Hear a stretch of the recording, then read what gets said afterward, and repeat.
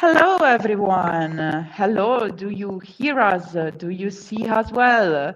It's so Hello. nice to Hi. be here with all of you, with friends from all over the world and from all over the time zones.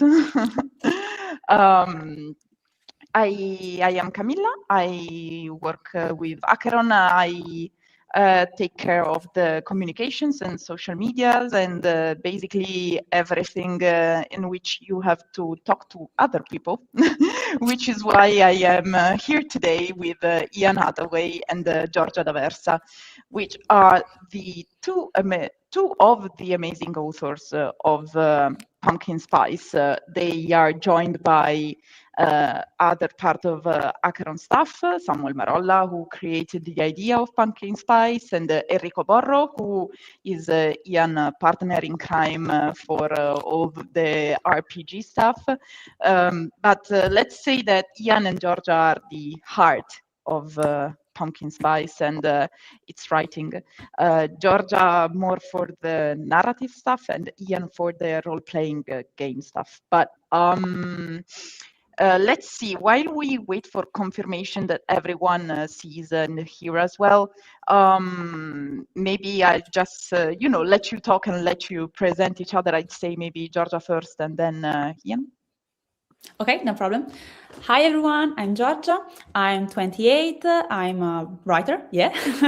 But in my personal life, I work as a account project digital manager, and I'm very thrilled to be part of this project in the Pumpkin Spice team and writing this cozy and whimsical stuff.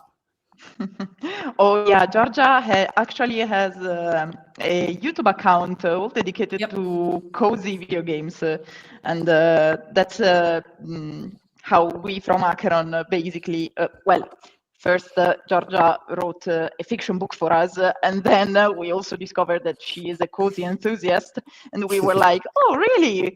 We might have a project you might be interested in. And this is But you basically how Georgia. counted me like a content creator. Yeah. Yeah. Ian. Yeah, hi. Hello everyone. So my name is Ian and I am a historian by training, and I've been working for several years now in the tabletop role-playing game world, doing writing, game design, translation, editing, proofing, anything you can possibly do with role-playing games. I collaborate with Acheron Games on several projects, and Pumpkin Spice is a project I'm really excited about that I really saw come to life and have invested a lot of my own sort of emotional space into this particular project. And yeah, it's my cozy space now. Nice. That's very nice. I had confirmation that our audio and video works. I've also read that apparently my mic pops a little, so Yeah. I have tried and adjusted some of the settings. Hope that it got a little better, so it doesn't hurt your ears too much. Also because we are here to talk about a cozy game, so I don't want my my mic to disrupt the atmosphere. I see a lot of hellos and can't wait to watch. It's very nice to see you all here. We have a good night from Spain. Amazing project this. I discovered it a few days ago while I was investigating for my most anticipated TTRPGs of 2026 videos. Oh, And that's I'm exciting. totally in. Oh, yeah, thank you, Yuri. And hope we made the cut and are in the list of the most exciting TTRPGs coming this year. It's really amazing the response we've been getting. It's honestly awesome to see so much enthusiasm about our game. I have utterly fallen in love with this RPG, the theme, the art style. It's amazing. Definitely want this on myself. my shelf, awkward typo. Well, Yeah, uh, you can do with it what you want, you know. yeah, It's exactly. easy. Also, we think it might be, not a pocket size, but definitely like not a bigger book. So maybe you can also take it on yourself. I mean, in a pocket. Oh, this is nice because it helps us start talking about the game. Love that you called it pumpkin spice. Very cozy indeed. Indeed, and the name actually comes from the person who had the idea for this game, which is Samuel Marolla, which is the head of Acheron Games. Who I think I can share this without him getting, like, oh no, you shouldn't use a secret because it's Well, he's very not nice here, so you actually. should just share it, of course. Actually, he told me the idea came to him while walking in a very New York street in New York and seeing all of these cozy drinks and all these pumpkin spice everywhere because it was autumn and feeling just in such a good mood and the idea popped in his head. Basically, it's an homage to that kind of atmosphere. So then I like that the name is really an epitome of what the game is. Pumpkin spice, just cozy. It gives you cozy. I don't know what you think about this, guys. Yeah, no, for sure. It when we were thinking about it, it kind of just it popped up as the first title we had, and it stuck because you can't get cozier than that. Oh yeah. And I also see in the comments something that maybe you'd like to talk about, Giorgia, because Emma says, I am a writer and partway through my first cozy fantasy, congratulations. So this is amazing timing. And the name ties well into Legends and Lattes, which effectively kickstarted the genre of cozy fantasy. It's a great name. And we talk about Legends and Lattes in the inspirations of the game in our main page of the game. And Giorgia, I think this is your jam. So Yeah, leave it it to was you. my idea to quote Legends and Lattes because I read it, I love it. So and it's over there behind me, and so I think that Legends and Lattes with all the cozy video games I played in the past years, it's what made me think so much about the cozy genre. So it's amazing to create something TTRPG which is cozy coded. Yeah, absolutely. You see, I think that this game could not have been done without the meeting of Ian and Enrico and Giorgia, because basically Samuel had the idea, and then Ian and Enrico offered a game system that tied well with the idea, but Giorgia is the person that actually gave it body, like it gave the cozy subtext that it needed and all the vibes and the atmosphere that so perfectly is inspired by then Sim's art illustrations. And being able to use his illustrations as well, I think that created the perfect, the perfect bow on this gift that that we are trying to wrap. Oh, may the fount be with you. I like you. it. Thank you. We That's definitely amazing. hope so. Yeah. If you take care of it, it'll take care of you. Yeah. That's an important lesson of pumpkin spice, actually. You will see. I think the complete quick start has been out for a couple of days, so I don't know if maybe some of the people that are actually watching had the chance yet to play it. Maybe it's a bit too soon, but I am sure that the moment you start playing it, the moment you see how it works, you will see that what Ian just said, it's a core thing of this game. I have collected a couple of questions in the past few days, so maybe we can start answering them. They come from our Instagram profile, from our Facebook profile, from our Discord community. If you want, you can find all these links in the internet. Maybe the only one that's not so easily accessible is the Discord one, so I will soon share it in our chat so that if you want to join the community, you are able to. But in the meantime, let me just start asking you a couple of questions about the game. One of the first questions actually that came in was about the more witchy aspects of it. Someone asked if the witch aspects of the game are purely aesthetic, or if there's some research about it, if there's any ties with modern Wiccan and this kind of spiritual life. And I think it's an important topic to cover. So I don't know if Ian or Giorgia prefers to answer it, or if you both want to say something about it. I can say that we took a lot of inspiration from Fairy Oak and the comic Witch, which are Italian products, and they are also internationally translated. And both of them are like witchy, but not culturally related. So they have these vibes and those cozy and not always cozy witches, but they have not they're not correlated to the religious or folkloristical, is that the correct term, aspect of the Yes. of the witch part. So I'm very passionate about Italian folklore. And I also discovered that some witches' Sabbath took place in Passo del Tonale, which is a northern mountain area in the Lombardy region here in Italy. Lots of cave paintings and so on.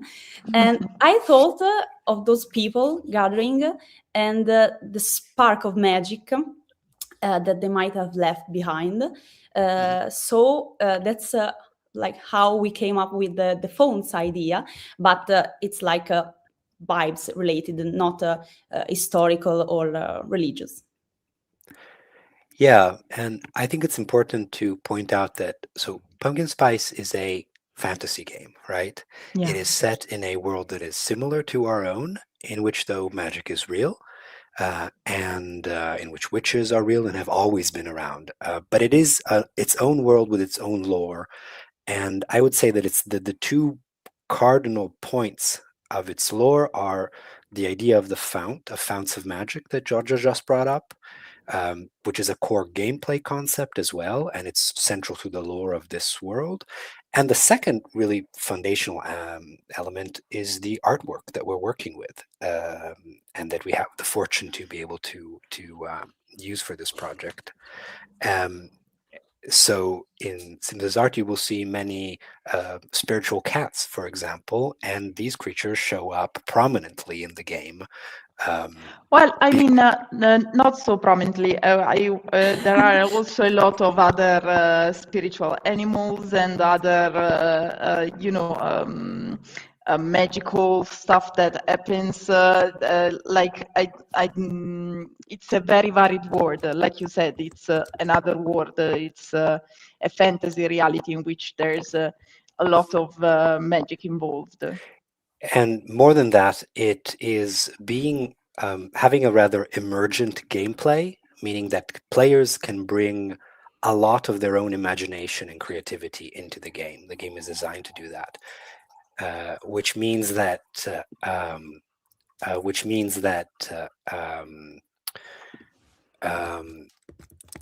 I think different groups of play can decide to add more or less historically relevant elements to their sessions, and I myself am a historian, so I get very invested in researching, the cultural relevance of the things that I write about, and so there's a lot of that for sure that goes into this game. But primarily, I would say it is a cozy fantasy that really focuses on the life of a coven of young witches figuring out how to, learn about the magic and the magic in the world.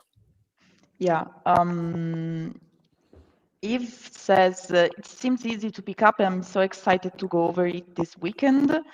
Very nice to know that you are going to play it this weekend. If you want to then share what what you thought about it, and if you had fun, what came out of the introductory adventure. Ian and Enrico wrote it with the idea of being the best possible way to experience the rules. So we hope it helps understanding how this system works. It's really simple, as you've seen. It's very narrative, and I think that maybe later we'll take a couple of minutes to talk about it, because this is first and foremost a game. So how to play it. It's kind of important.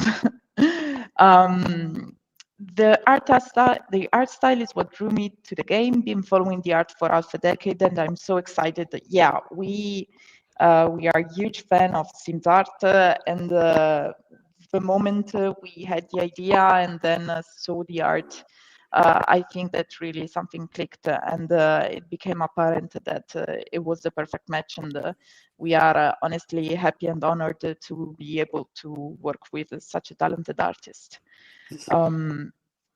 We also have a question. Will the game be available for any VTTs? It would be amazing to have a virtual gaming environment that draws on the art style, specific dice, and even slightly automates the system. As of now, we don't have any plans for VTTs, but never say never, in the sense that obviously we are always interested in exploring also other game possibilities. So VTTs obviously are a thing we are looking to, but it also obviously depends on how well the Baker Kit campaign goes. Right now, it's not in our plans. Should the campaign go really well, we might have the budget then to consider hiring someone that knows VTTs well and that can translate the peculiar vibe of this game into digital format, which is not easy, I think, even because it's so narrative. It's so based on telling the story that I don't know. Maybe Ian, Giorgia, correct me if I'm wrong, but maybe the only thing you need technology-wise, it's like a way to call your friends and see each other faces while you talk. Basically, that's all. You don't really need VTTs, if I have to be honest. I mean, I think it depends. It can be. I find them sometimes useful and sometimes not, depending on the moment. They're very useful for all the automation of the different moments of play. But they dice rolling maybe that, and obviously with some VTTs like the more atmospheric ones, like Alchemy VTT, maybe creating a good ASMR environment yeah, sure. could be a way. But it's also true that it really is a game based on narrative and sharing a story and telling your stories. So you don't really need that many instruments, and you only need the desire to share a narrative. But I've seen since someone wrote that it seems easy to pick up. I also had one of the questions from our Instagram profile, which is from which age do you think this game could be played? Because it seems great to make tweens or teenagers try an RPG, and I wanted to know what you think about this. Yeah, do you mind if I take this one? Yeah, of course, it's all yours. So, so the actually the inspiration for the way the dice work. So the game relies on six-sided dice, and you can use any normal six-sided dice to play with them, but um, you can also play with the specially designed essence dice that will be available through the um, crowdfunding campaign, which They're have really cute. yeah, they're great. They have wonderful symbols. We also have the fortune of working with amazing graphic designers, so they made Yeah, just a let me really see amazing. if I can Um, share an image while you talk. I so will look for a each mock-up. side of the die is a different symbol, right? Which represents the different essences, which are different narrative concepts, even skills in some contexts. They're a combination of things.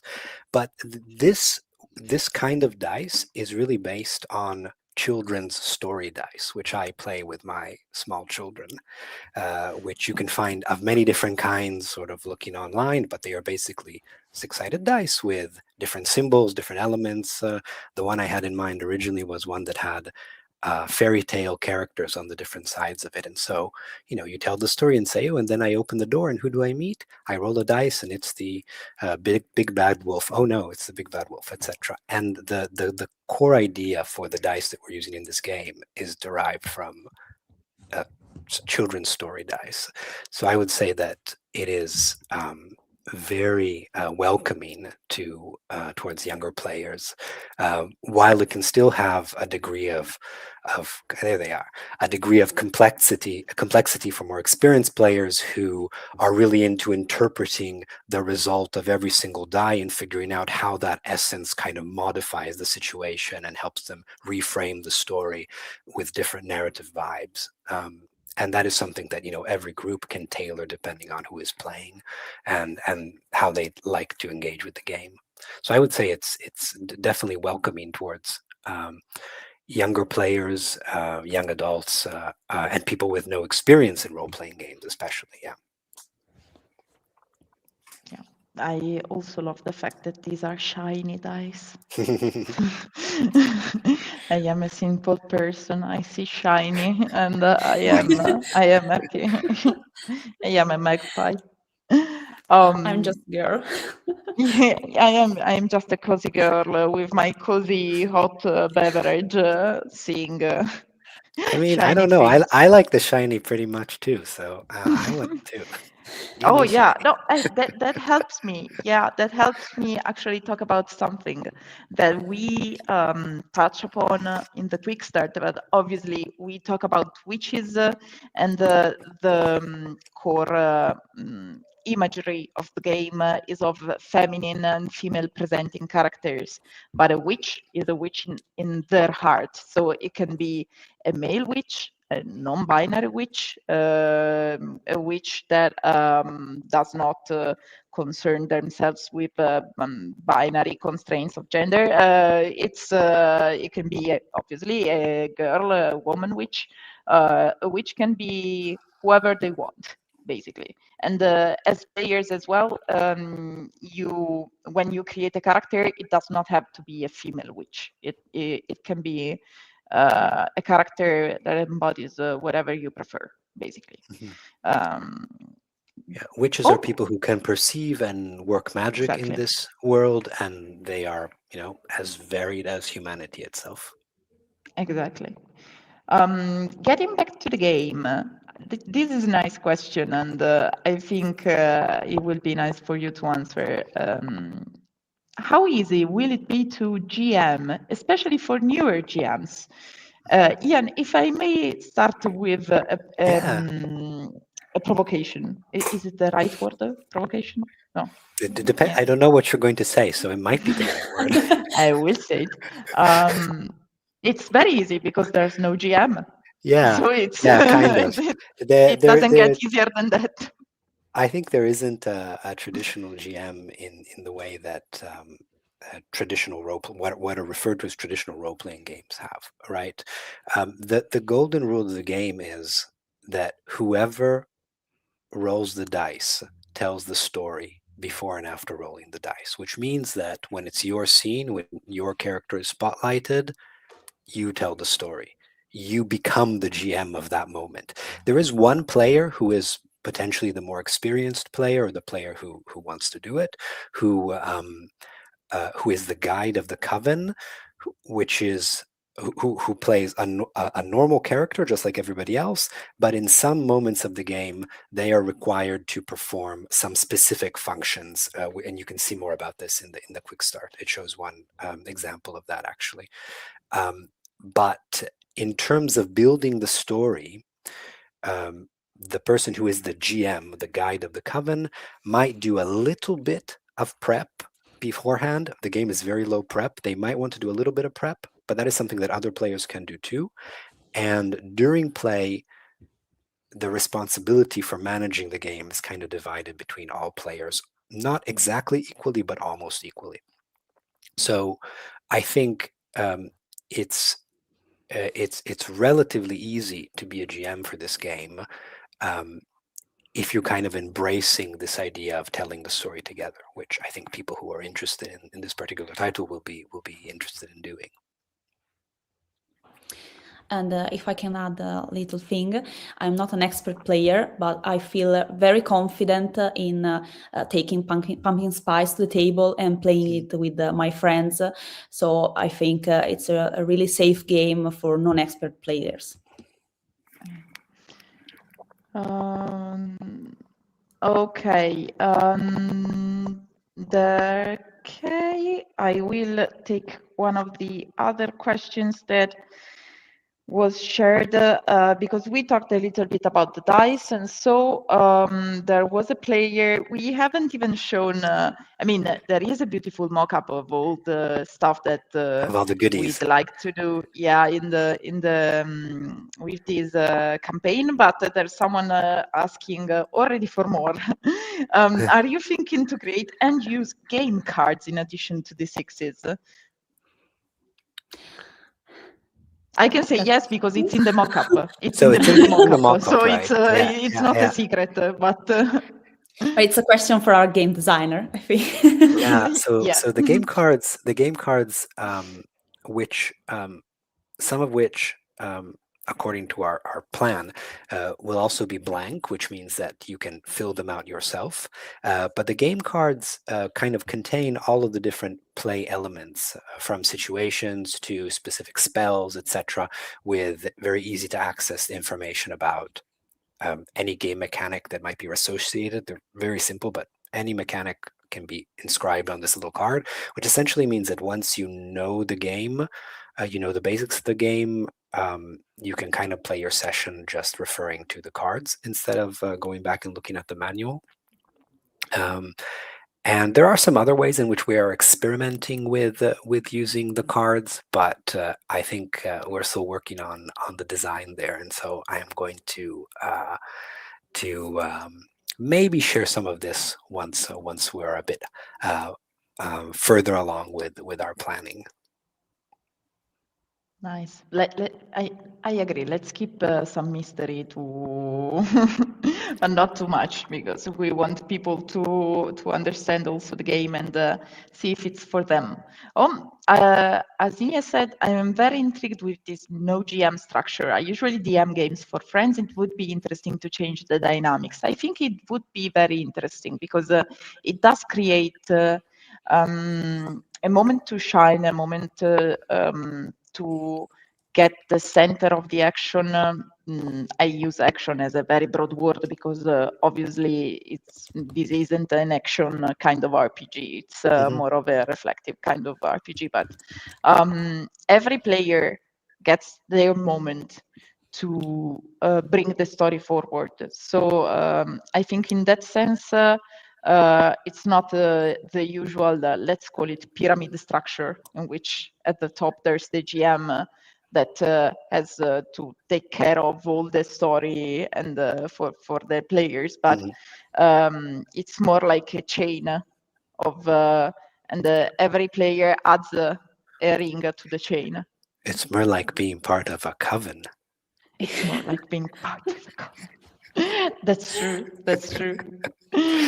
Yeah, but I personally really like it because you get so much. As someone who does a lot of GMing in more traditional systems, more sort of experimental indie systems, lots of different kinds.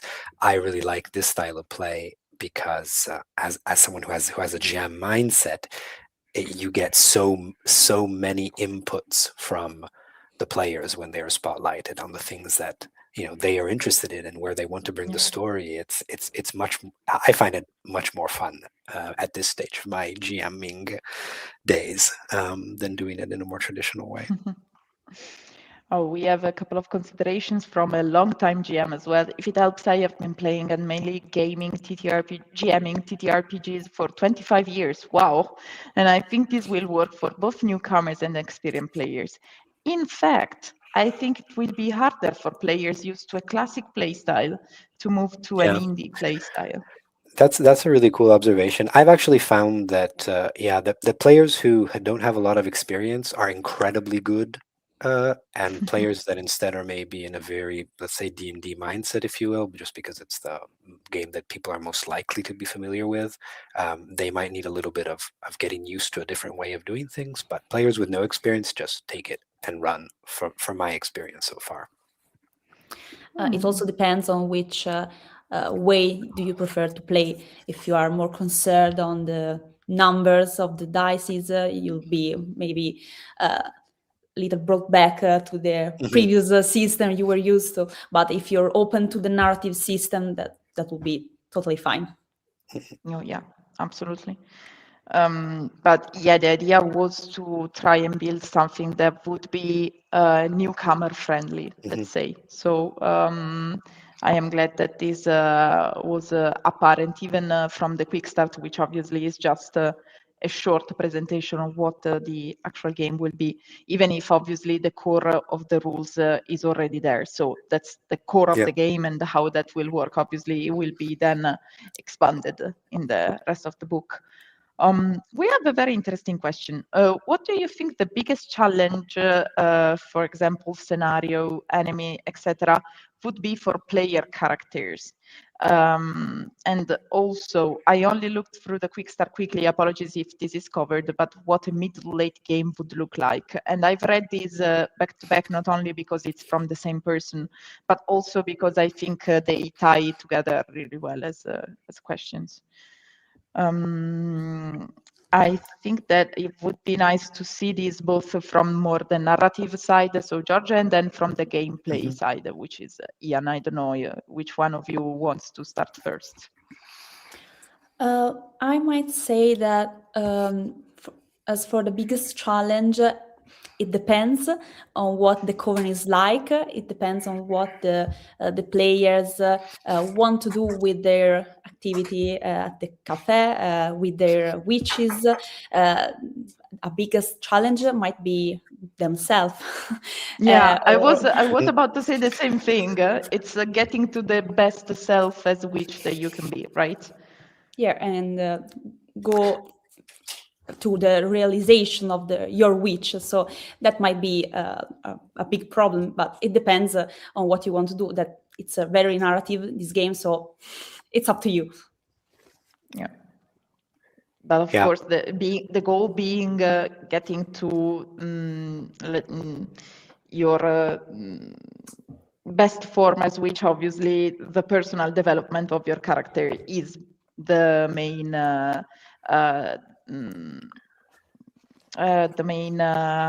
don't remember the word in English at this moment. My brain is doing like this. Monkey clapping.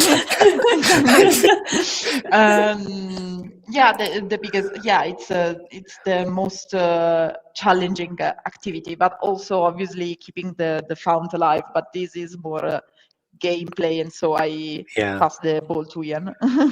No, I think that's right. And the main question is, how will the experiences that your witch lives and the people they meet change them throughout the course of the story? And mechanically, this means that you start with 6 traits, which you get from character creation.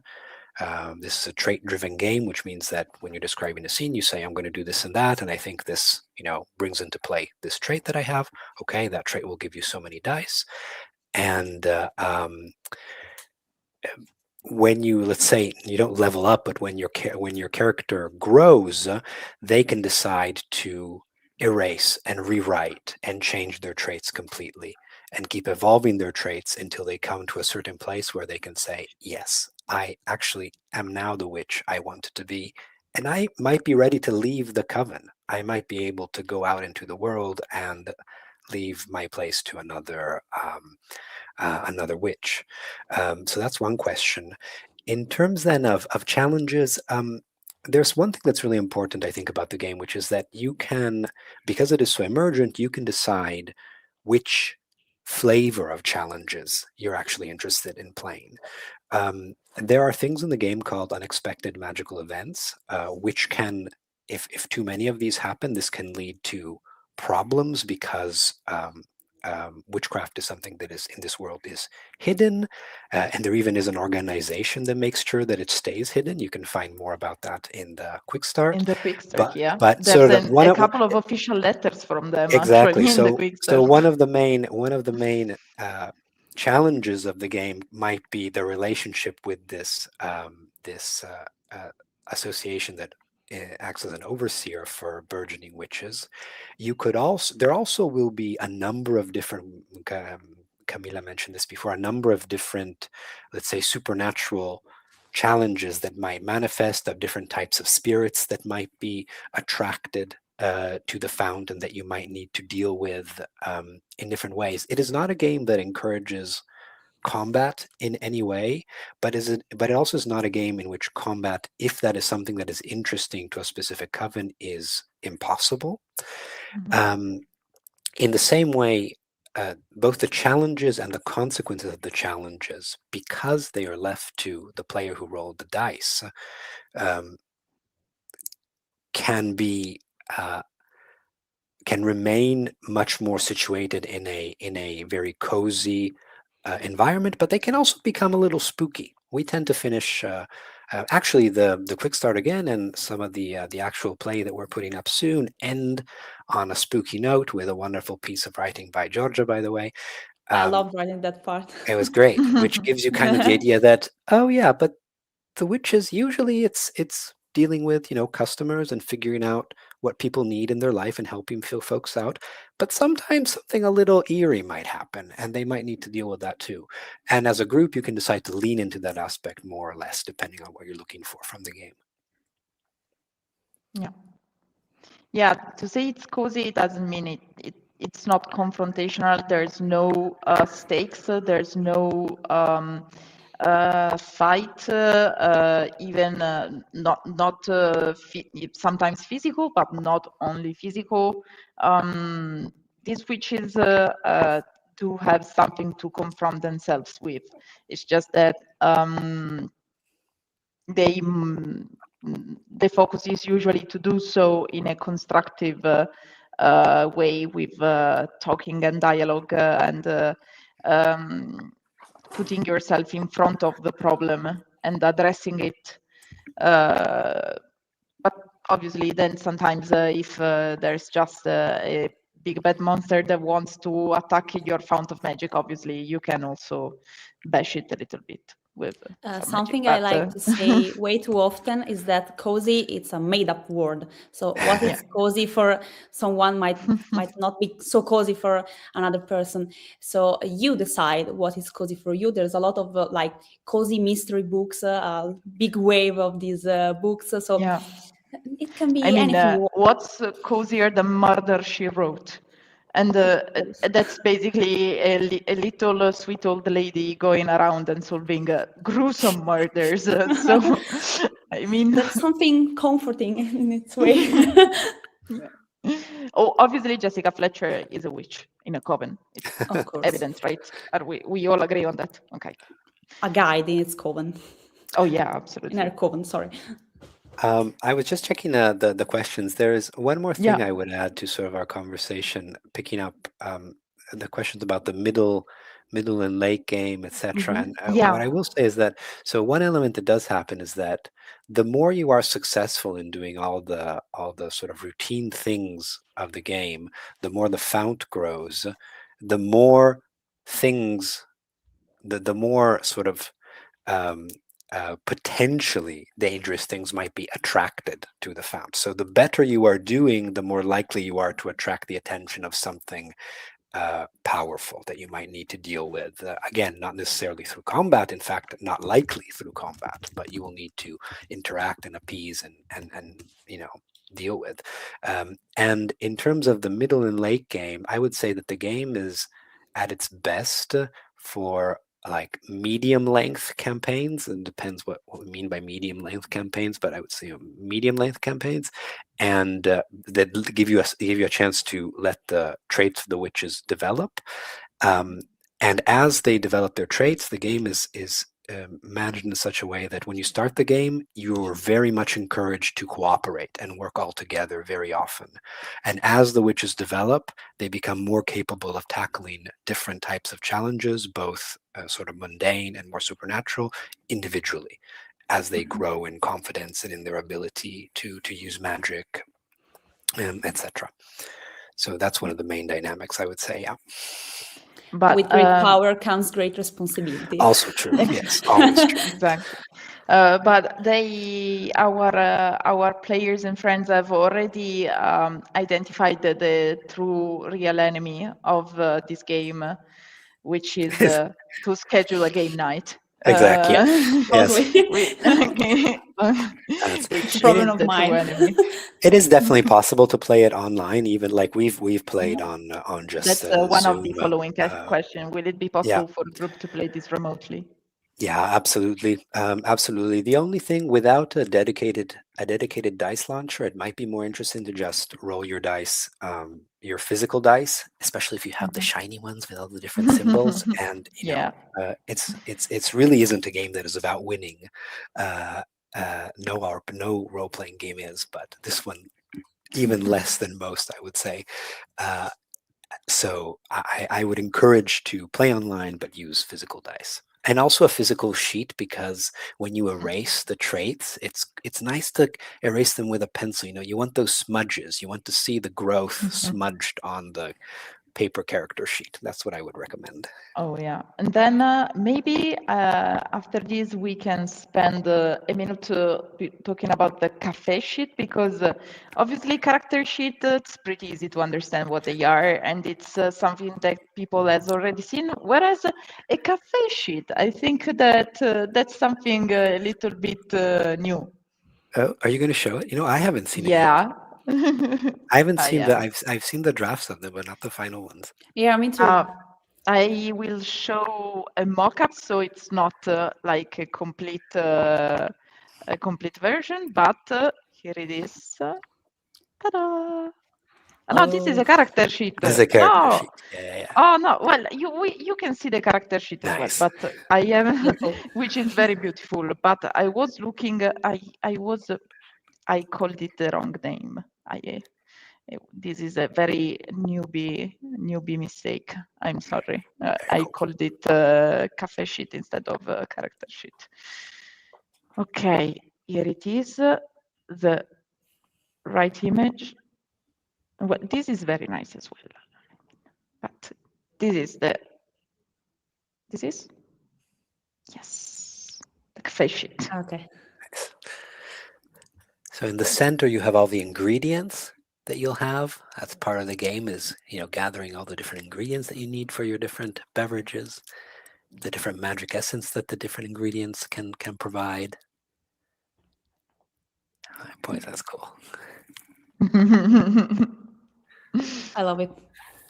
Yeah, Carolina, our graphic designer, made a really cool job.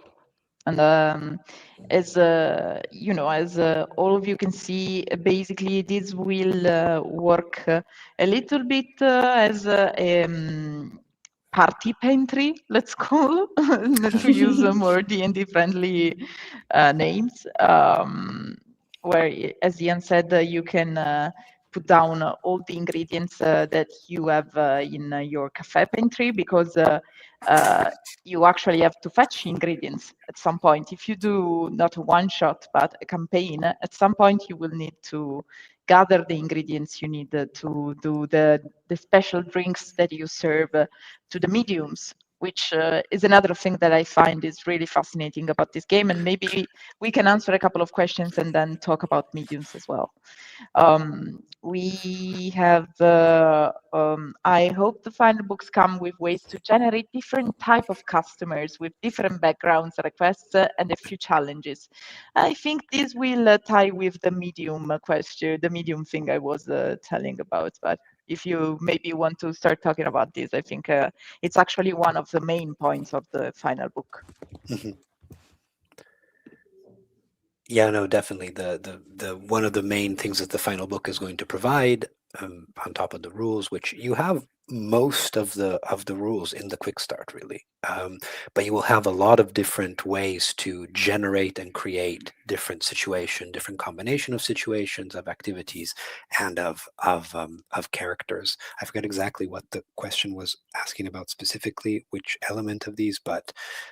Yes, direct customers. Yes, exactly. Yeah. For the customers specifically, you even see something about that in the quick start now with the generation of mediums, and there will be quite a lot more of that style of support for these elements of the game, including some pre-made ones that you can just decide we're going to take this character, customize them a little bit, and put them in the game, or you can create your own following various procedures. For sure. Yeah. Giorgia is writing the background of all of them. Yeah. Which means they'll be very cool. Yeah, Yeah. I'm very excited. And there's agreement with you that cozy is a vibe more than a strong definition. Absolutely. Just vibing. Exactly. And a very true sentence, which is there are a lot of situations more challenging than a combat. Yeah, and For sure. our witches will probably meet a lot of them. Then there's a consideration about the fact that pumpkin pie spice seems sweet, a sweet spot between a one shot and a longer campaign. So yeah, that's basically what we were trying to do. The sheets looking like menus totally fits the mood. That's what we were trying to go for. It's Good to hear that. everything. It's in theme. We basically wanted to feel like we were working in a cafe. And actually, there's an interesting question. The one, oh no, that's my cursor. Sorry, that's why you can't see it. This one? Yeah, that one exactly. Yeah. Which and the answer. This is something you do not see in the quick start, actually, and the answer is yes. There are both moments, like the reoccurring moments, the ones that create the general flow of the game, the game loop, are basically of two types. One are the types that you have to, where something happens and you have to respond to it in the quick, and the witches have to respond to it. In the quick start, we see the rush hour, when there's suddenly a bunch of characters who come in and want their drinks, and you need to deal with this rush of people. You have to do that, otherwise you'll start losing vibe or start losing magic, etc. And then there are moments in which nothing that the witches have to respond to is happening, and in those moments they can decide to focus on their resources. So ingredients is one of the resources, sprucing up the shop to make the vibe go up could be another one, researching magic spells is another one. These are moments in which the witches can decide which scenes they want to play and which kind of resources they want to try to supplement.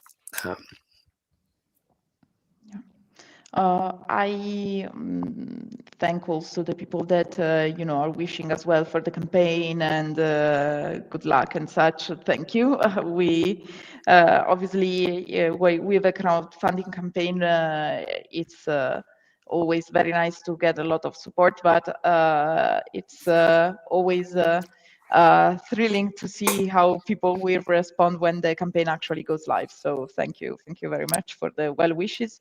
There's also another very interesting question. Will there be any type of bond mechanic between the witches? Ian, what do you say about it?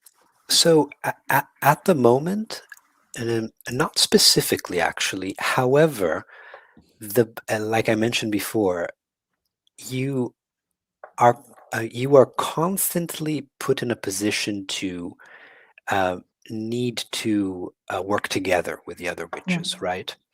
and discuss things. In fact, most of the terminology of the game is in world, which means that you can even just directly role play all of the planning of the things like, oh, who is going to go get the ingredients, who is going to do this, who is going to do that, that kind of planning, which happens in every game. In this game particularly, you can do, if you want, just in game through the voices of your witches. And and how the game mechanics work, especially at lower levels, it doesn't have levels, but sort of at the beginning, less experienced witches, kind of it encourages a constant sharing of information, which means that my hope is that the bonds are things that are created through play. They are not an element that is given, but is something that happens because the game mechanics encourage them to exist without giving a specific label to them. That's what I hope. And we had a glimpse of what you just said while playing Pumpkin Spice together, and it was super cool, super fun. Yeah, it's actually a game session that will come out in the next couple of days. It's in Italian because we are first an Italian company, and yeah, exactly. And we also obviously want to present this to our Italian friends, but we are also organizing an English session with Ian, as always, as the guide of the coven. And that's still in the process of being recorded, but it will come out. So it's very nice. Obviously, we will share that on our social media and on BakerKit launch party as well. I just want to quickly address, since it's been asked in the comments a couple of times, that obviously characters, again, we've mentioned this at the start of the video, but obviously some people joined us later. Characters can be whoever they want, which can be whatever person they'd like. As Ian very well said before, there's as many witches persons in the world as people in the world, so it can be of whatever ethnicity, whatever gender, whatever age, whatever kind of person they want to be. So yeah, in-game characters will be representing basically the variety of the whole world. And I just really wanted to present this because it's something that I think it's important to give the game the variety it needs to be a truly narrative game, so that you don't feel constrained into interpreting a character that you don't feel like you want to play. Yes. Then we had a very long, but I think very interesting question that I really wanted to read to you. It comes from our Discord. And I think it's by someone actually who's live with us, because I recognize the nickname. It says mediums are, and I wanted to talk about this before when I said about mediums. Mediums are of particular interest as they feel like they will be awesome recurring characters. The system for interacting with the mediums is vaguely similar to Draw Steel's negotiation mechanic with Vibe in Pumpkin Spice and Patience in Draw Steel. Both act as a kind of clock ticking down to the end of the interaction. I do wonder if the expected cycle of play includes the opening moment where the Coven works to build up Vibe in preparation for any medium that might appear during the day, and then other types of moments to maintain the vibe and deal with any unexpected magical moments until a medium arrives. Well, that's a long question. Yeah, I told you it's a long question, but it's very interesting. Basically, how do you work to prepare it for a medium to arrive, and how do you keep the vibe? I think we have mentioned this already, right? That there is an alternation of moments in which you can kind of stock up on different resources, and then moments in which you need to deal with different challenges, and you might be expending or losing resources, right? As for the mediums themselves, I'd actually ask you two, because I wrote those rules, but I wonder what you thought. What was your experience playing them, right? Because I'm not familiar with. I mean, I know draw steel. I'm not familiar with these specific mechanics in there. It does sound that they're very similar. The concept of a countdown or clock, or in Italian. In Italy, we had a game from 30 years ago that we still work on now that had prolonged actions. That's how clocks were called 30 years ago in Italy. So this concept, I think, is present in a lot of games, and we decided to add it to the interaction with the mediums because we didn't want these interactions to be too mediated by dice rolls. Meaning, this is when you basically have to speak to a person who has a special connection to the fount and figure out why they were drawn to the cafe and what specific magical essences, what kind of specific beverage you need to prepare for them to kind of create a link between them and the fount that will benefit both. And I really wanted there to be no dice rolls involved in that. I wanted it to be about talking to the NPC, the person in front of the witches in this fictional world, right? And then the question of the countdown gives at least some mechanical framework to that interaction, so that it doesn't go on forever, and there is a defined sort of moment that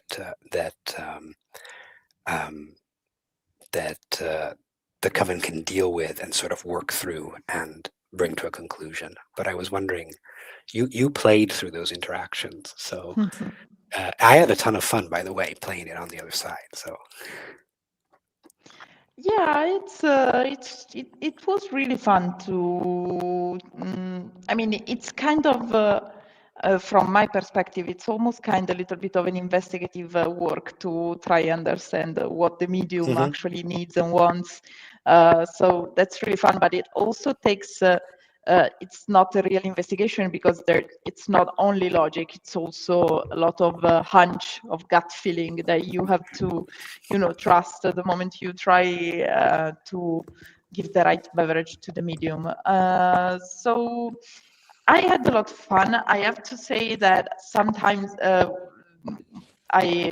example, in our gameplay when we played together the first time, but my thoughts at a certain point were, okay, let's do it. Let's kick it. I don't know. I am sure about two. The third one, I don't know. I will trust my friends, but I really don't know. So it's in my case it was also the possibility of of letting go and see how this goes. If it's good, good. If it's not, we'll solve it in some other ways.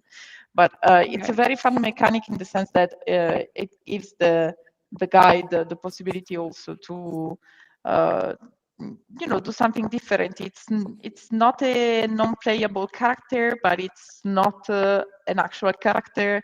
It's an in-between line that I think it will be really fun to interpret for the guides. And it's not so easy to guess the correct ingredients for the medium. It's all about nuances, I can say, because everyone and also the mediums are very different people, and so you have to comprehend their inner self in order to get the correct answers, let's say. Yeah, absolutely. Tadeusz was the one with the very long question from Discord. So we actually have the person who asked it. I definitely like the countdown as a measure of how long you get to interact with the medium. It feels like it will give a lot of power to the players to have an impact on those interactions without direct dice rolling. Yeah, exactly. That's the basic gist of it. Yeah. And then Sims throws a lot of cats. Is there a familiar mechanic? I promise I will read the quick start after this stream. I don't know about familiars. I just wanted to say that, as we said before, there's a lot of we definitely draw a bit of inspiration, but here the cats, the spiritual cats are more like a sort of creature attracted to the fount of magic more than a familiar in this sense, like many other spiritual creatures and creatures in general are attracted by magic. But I don't know if maybe we want to do a familiar thing as well. I mean, if you read the quick start and the materials carefully, you might find references to familiars. I'm not going to say anything else. You might find references. Nice. We'll see if you can manage to find it, and then we'll chat I think about there are that as well. at least 2 references to them in the materials we put out so far. Yeah. Yeah, no, absolutely. Ian, I know that unfortunately you will have to leave us shortly. Am I correct? Yes, yeah. Yeah, I'm sorry. Am I correct? Okay, absolutely. And so maybe if there's any other last question, I'm sure that we will do other live streams and try to, you know, maybe also collect some other questions about the gameplay and present other parts of the game as well. We've touched about the actual beverage making, but we didn't really talk about it. So I think that another live stream is needed because we need to talk a little bit more about that, which is actually the core of pumpkin spice. So I see that we have one last question from Tadeusz maybe, and then we say goodbye to everyone. Ian, do you have the time? Yeah, sure. Okay. With the pre-made mediums, will they have their essence requirements predetermined? Is the random determination of medium essences purposed for spontaneous mediums? Yeah, so as of now, yes. Again, this is a game that is still in development. We're still, playing it with people, collecting feedback, etc. But the idea is, yes, that mediums that are predetermined and that you find in the book will have kind of their own essences, their own thing, and the specific description of how that essence is relevant for this person. With some nuance and possibly even a progression as they become closer and closer to the fount and require more and more contact. So they also sort of level up, if you will, right? Which is something that you can apply to the custom-made ones, which you can just create on the fly. But the idea was that, yes, there are both characters that you can find in the book and then you can adapt, but creating on the fly your own ones and seeing those characters becoming recurring characters in the days and seasons of the witches is one of the things that I am most looking forward to once we have a chance to get sort of longer form play into this game. I think that'll be really fun. Yeah, absolutely. Thank you so much. I see a couple of people thanking us and saying goodbye, and so thank you so much for being live with us. I see a comment about the accessibility of one of the fonts. Azinia, if you want to get in touch with us, I will make sure to pass on that note to our graphic team so they can check it out. Thank you so much, for being together with us tonight, for maybe sipping your cup of tea or coffee with us while we're listening to our live stream. We can't wait to get this started. The campaign will kick off on the 17th of February, and we still have a lot of things to show you. The graphics we showed for the dice and for the sheets, for example, we definitely shared them on the launch party of Baker Kit as well, so that we maybe can talk a little bit more about it. And thank you so much for listening. And if you have any questions, feel free to reach out to us. And we love to talk about the games, so we're here for that. Ian, Giorgia, authors of Pumpkin Spice, again, thank you so much for being together with us tonight. And bye, and thank you to everybody from me, Camilla, from Acheron Games. And have a lovely night or a lovely day. Thank you so much. Thank you. Bye. Bye.